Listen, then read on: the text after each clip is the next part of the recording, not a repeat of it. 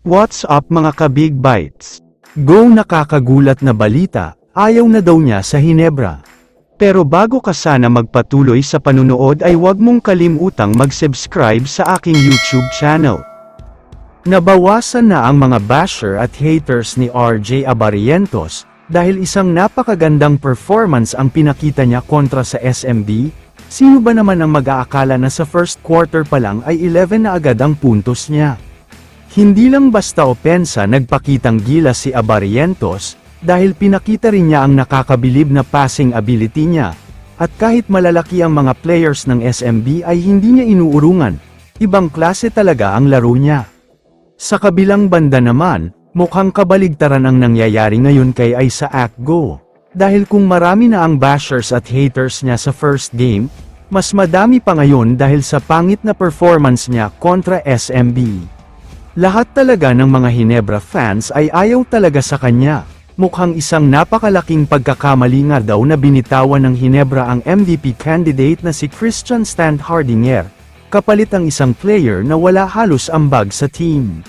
Kaya naman ang hinihintay ng lahat ng mga Hinebra fans, ay kung makakabawi nga ba si Isaac Go ngayong Biyernes, dahil makakalaban ng Hinebra ang Blackwater na naghahanap pa rin ng panalo hanggang ngayon. Pero mukhang wala kayong hihintayin, dahil may mga kumakalat na post sa social media, at sinasabing ayaw na daw niyang maglaro sa Barangay Hinebra. Alam naman kasi nating lahat na napakadami na ang mga bashers niya ngayon. Mukhang nararamdaman ni Go ang matinding pressure ng paglalaro sa Hinebra, kaya kung napapansin niyo ay kinakabahan siya sa tuwing nasa loob siya, at nawawala ang laro niya dahil nasa utak niya ang mataas na expectation sa kanya. Pero kung totoo man ang balita na ayaw na niya sa Hinebra dahil sa mabigat na expectation, sana ay bigyan natin ng pagkakataon si Go na patunayan ang sarili niya. Malaking adjustment kasi sa part niya dahil ibang sistema ang kay coach team.